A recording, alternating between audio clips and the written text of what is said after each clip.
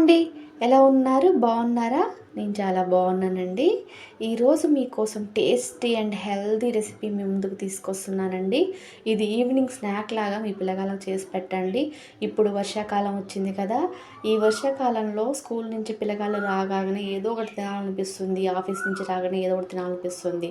అట్లాంటి వాళ్ళు సింపుల్గా చేసుకునే పద్ధతి అండి ఇది. సింపుల్గా చేసుకోవచ్చు. చాలా హెల్తీగా ఉంటుంది. చాలా మంచిగా ఉంటుంది. ఒకసారి ట్రై చేసి చూడండి. దీని ప్రాసెస్లోకి వెళ్ళిపోదామా? ప్రాసెస్ చూడండి. ఒక 2 కప్పుల గోధుమ పిండి తీసుకొని 1 కప్పు మైదా వేసుకోండి. మైదా ఇష్టం లేని వాళ్ళు స్కిప్ చేయండి. 2 కప్పుల గోధుమ పిండి తీసుకొని 1 కప్పు మైదా తీసుకొని కొంచెం ఉప్పు వేసుకొని కొంచెం వాటర్ వేసుకొని మంచిగా చపాతీ పిండిలాగా మెత్తగా కలుపుకోవాలి. ఇలా రోల్ చేసుకొని మంచిగా మెత్తగా కలుపుకున్న తర్వాత చాక్ తీసుకొని పీసుల్ని ఒక రకంగా కట్ చేసుకోండి. మనకి మంచిగా సేమ్ వస్తాయి. ఎక్కువ తక్కువ రాకుండా మంచిగా చపాతీ అనేది మంచిగా సేమ్ అన్నీ ఒక్క రకంగా వస్తాయి. ఇలా కట్ చేసుకున్న తర్వాత మంచిగా వీటిని మొత్తం రోల్ చేసుకోండి. లడ్డూలాగా చేసుకోండి.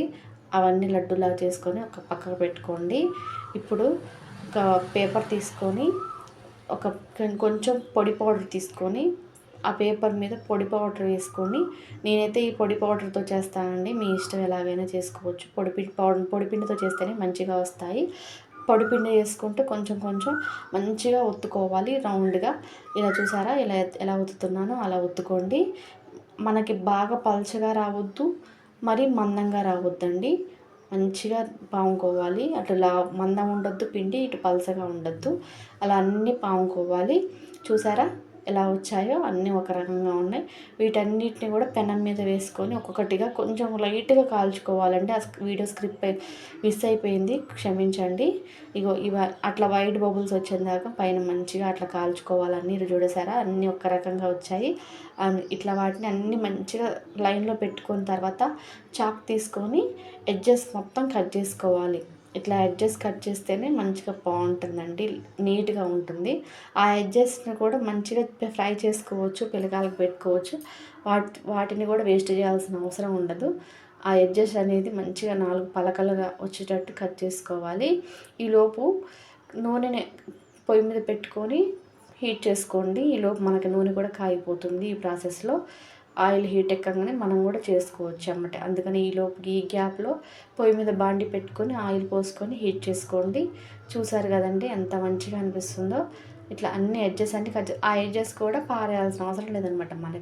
మన పిల్లగాళ్ళకి అట్లా ఫ్రై చేసి ఇస్తే అవి కూడా తినేస్తారు. అవి వేస్ట్ అవుతాయి అని అనుకోవద్దు. అవి కూడా పనికొస్తాయి మనకి. అట్లా ఎడ్జెస్ అన్నీ తీసేసుకున్న తర్వాత కొంచెం మైదా పిండిని కప్పులో కలుపుకొని ఉంచుకోవాలండి. కలుపుకొని ఉంచుకున్న తర్వాత ఇట్లా చూసారు కదా, ఇట్లా ఈ ప్రాసెస్ అంతా ఇట్లా కట్ చేసుకొని పక్కన పెట్టుకున్న తర్వాత 1 కప్పు అటుకులు తీసుకోవాలి. 1 కప్పు అటుకులు, ఒక 2 ఉల్లిగడ్డలు, పెద్ద ఉల్లిగడ్డలు, ఒక 2 పచ్చిమిరపకాయలు కోసుకొని పక్కన పెట్టుకోవాలి. అటుకులు పక్కన పెట్టుకోవాలి. ఇది మైదా గ్లాసులో కలుపుకొని పక్కన పెట్టుకోవాలి. కొంచెం కరివేపాకు, ఉల్లిగడ్డల్లో కొంచెం కరివేపాకు, 1 స్పూన్ కారం, 1 స్పూను ఉప్పు, కొంచెం జీలకర్ర, ఇవన్నీ వేసుకొని కొంచెం నిమ్మరసం, ఇవన్నీ వేసుకొని బాగా స్మాష్ చేసుకోవాలి. అటుకులు అనేది ఆ ఉల్లిగడ్డలో వాటర్ ఉంటుంది కదా, అదంతా బాగా పీల్చుకునేలాగా చేయాలి. అట్లా చేస్తేనే టేస్ట్ వస్తుంది దానికి. ఆ అటుకులు అనేది మంచిగా మన చేతితోటి స్మాష్ చేసి అందులో పెట్టుకుంటే చాలా టేస్టీగా ఉంటుంది.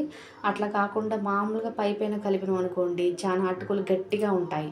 అదే మనం బాగా దాన్ని స్మాష్ చేసామనుకోండి, ఆ ఉల్లిగడ్డల రసం అంతా ఆ అటుకులకి పీల్చుకుంటుంది కదా, అప్పుడు అనేది ఆ టేస్ట్ వస్తుంది. ఆ నిమ్మరసం అనేది పుల్ల పుల్లగా తగులుతూ అనేది అవంతా బ్లెండ్ అయితేనే మంచిగా ఉంటుంది. బ్లెండ్ కావాలి. బ్లెండ్ అయితేనే అది అనేది టేస్ట్ వస్తుంది అన్నమాట. అలా చూసారా ఎలా కలుపుతున్నానో? మీరు కూడా అలాగనే కలపండి. కలిపితేనే టేస్ట్ వస్తుంది. దానికి అట్లా కలపకపోతే టేస్ట్ రాదండి. ఇప్పుడు మనం చేసిన పరోటా ఉంది కదా, ఆ పరోటాను తీసుకొని ఎడ్జెస్కి మంచిగా మైదా పిండిని రాసుకోవాలి.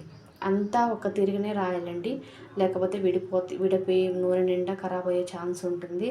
అందుకని మైదాని మాత్రం మంచిగా అట్లా ఎడ్జెస్ మొత్తం మంచిగా రాసుకోండి. 4 మూలలు మంచిగా రాసుకున్న తర్వాత ఒక 2 స్పూన్స్ ఈ మన తయారు చేసుకున్నాం కదండి అటుకులది, అందులో పెట్టేసేయండి.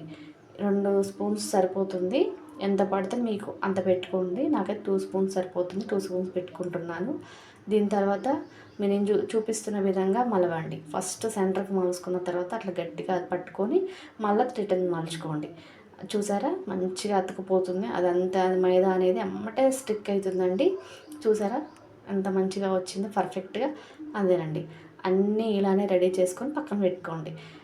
అన్నీ రెడీ చేసుకున్న తర్వాత ఫ్రై చేసుకోవాలి. చూసుకున్నాం కదా, ఒకసారి చూడండి, మళ్ళీ మీకు చూపిస్తున్నాను అర్థమవుతుందని. ఎడ్జెస్కి మంచిగా అలా రాసుకొని దాని తర్వాత మంచిగా దాన్ని అటుకుల్లో పిండిని అందులో పెట్టేసి దాని తర్వాత ఇట్లా మంచిగా మలుసుకొని అతికించుకోవటమే. అది చాలా సింపుల్ ప్రాసెస్ అండి. ఎంత కష్టపడాల్సిన అవసరం లేదు. మనం ఎక్కడికో వేలు ఖర్చు పెట్టి బయటకు పోయి కొనుక్కోవాల్సిన అవసరం లేదు. ఇంట్లో ఉన్న ఇంగ్రీడియంట్స్ తోటి ఇలా సింపుల్గా చేసి పెట్టండి. పిల్లగాళ్ళు వచ్చేసరికి మీ చిన్న పిల్లలు ఎవరన్నా ఉంటే రాగానే ఇలాంటివి పెట్టితే వాళ్ళు చాలా హ్యాపీగా ఫీల్ అవుతారండి. స్కూల్కి పోయి అలసిపోయి వస్తుంటారు కదా, మధ్యాహ్నం భోజనం తినక పాపం ఇబ్బంది పడుతుంటారు. అలాంటి పిల్లలు ఇట్లా చేసి పెడుతుంటే చాలా హ్యాపీగా ఫీల్ అవుతారు. చూడండి ఎన్ని అయ్యాయో. ఇలా చేసుకున్న తర్వాత ఇప్పుడు ఆయిల్ హీట్ ఎక్కింది కదా, ఈ ఆయిల్లో ఇవి వేసుకోవాలండి. ఎన్ని కళాయిలో ఎన్ని పడితే అన్ని వేసుకోండి. మంచిగా రెడ్డిష్ వచ్చేదాకా మంచిగా బ్రౌన్ కలర్ వచ్చేదాకా దాన్ని బట్టి ఫ్రై చేసుకోవాలండి. ఫ్రై చేసుకునేటప్పుడు టర్న్ చేసుకునేటప్పుడు చిన్నగా టర్న్ చేయండి. ఒకసారి కదపకండి. ఒకసారి కదపటం వల్ల ఏమవుతుందంటే అవి విడిపోయే ఛాన్స్ ఉంటుంది. కాబట్టి ఫస్ట్ ఒకవైపు కాలాక రెండో వైపు టర్న్ చేసుకోండి. రెండో వైపు కూడా మంచిగా కాలనివ్వండి. ఎంత మంచిగా సింపుల్గా నిదానంగా ఫ్రై అయితే అంత క్రిస్పీగా వస్తాయి. హైలో పెడితే ఏంటంటే అవి మెత్తగా అయిపోతాయి, మంచిగా రావు. ఇట్లా లైట్గా మంచిగా కాల్చుకుంటేనే మంచిగా సింపుల్గా బాగుంటాయి, క్రిస్పీగా వస్తుంది పైన అనేది మీకు అర్థమవుతుంటుంది. బౌల్స్ అనేది అట్లా కాల్స్తేనే మంచిగా వస్తుంది. చూసారా ఇంత మంచి కలర్లో వచ్చాయో. ఇలా కాల్చుకుంటే సరిపోతుంది. అట్లానే అన్నీ కూడా కాల్చుకోండి. ఇలానే మంచిగా చూడండి చూడటానికి ఎంత బాగున్నాయో. సింపుల్గా ఈజీగా ఎంత సింపుల్గా చేసుకోవచ్చో చూసారా. బయట ఫుడ్ కంటే మీ ఇంట్లో చిన్నపిల్లలకి మంచిగా ఇలాంటి ఫుడ్ పెట్టండి. హెల్తీగా ఉంటారు, మంచిగా ఉంటారు. Thanks for watching.